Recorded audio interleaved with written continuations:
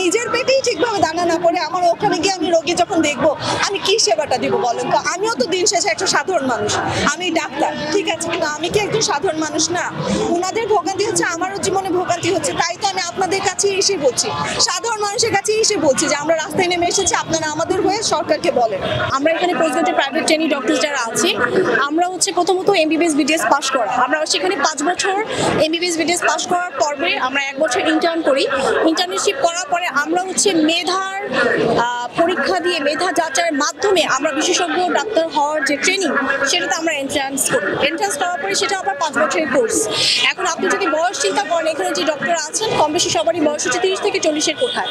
তো এখন এই ডাক্তারদের আমরা বাইরে কোনো প্র্যাকটিস করার আমাদের আসলে অ্যালাউড না, অনুমতি নেই।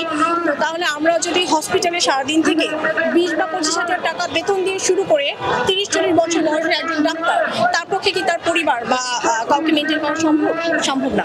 আর প্রত্যেকটা সেক্টরে কিন্তু বেতন ইনক্রিমেন্ট হয়। আমরা শুরুও করছি 25 দিয়ে, আমাদের শেষও হচ্ছে 5 বছর শেষে 25 দিয়ে। সো আমাদের আসলে দাবিটা কোনোভাবেই অযৌক্তিক না। সংগ্রামটা আসলে চলছে 3.5 বছরেরও বেশি। আর আজকে আমরা রাস্তায় নামতে বাধ্য হয়েছি কারণ দেওয়ালের পিঠ থেকে গেলে যেটা হয় সেটার জন্য। কারণ 3.5 বছরের মধ্যেও আমাদের ভাতা আমাদের চাহিদা অনুযায়ী বাড়ানো হয়। আপনি কি জানেন আমাদের ট্রেনিং পিরিয়ড কত বছর? 5 বছর। 5 বছর একটা অনেক লং পিরিয়ড। আমি যদি জেনে শুনে আজ থেকে 2 বছর আগে ট্রেনিং শুরু করি, তখন যেই দামে চাল পাওয়া যেত আমি মেনে নিয়েছি, হ্যাঁ ঠিক আছে আমাকে 20,000 টাকা দিচ্ছে, হ্যাঁ যাচ্ছি। কিন্তু এই 2 বছরের মধ্যে সরকার কতটুকু দ্রব্যমূল্যের দাম বেড়েছে সরকার নিজেও জানে। এখন ওই 20,000 টাকা দিয়ে আমি ঢুকলাম আর আজকে এসে আমি দেখলাম 20,000 টাকা দিয়ে আমি ভাত খেতে পারছি না। আমি আপনার কাছে দাবি জানাবো না? আপনি আমার অভিভাবক না? আপনি আমার গার্জেন না? এই জন্যই আমরা এসে বলেছি যে তখন যদি জেনেও আসে আজকে তাহলে ঊর্ধ্বগতিতে আমি কি করব? আমি তো বেপরোয়া।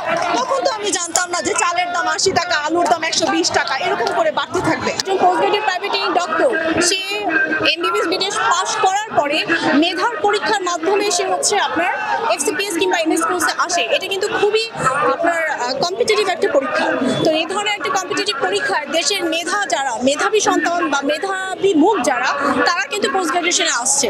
আসার পরে যদি তাদেরকে আসলে আমি যদি আমার সমসাময়িক যারা আছে আমার ইউনিভার্সিটি কিংবা আমার ইঞ্জিনিয়ার যে ক্লাসমেটরা তাদের কথা চিন্তা করি, তাদের মিনিমাম বেতন এখন 1 লাখ 1.5 লাখ।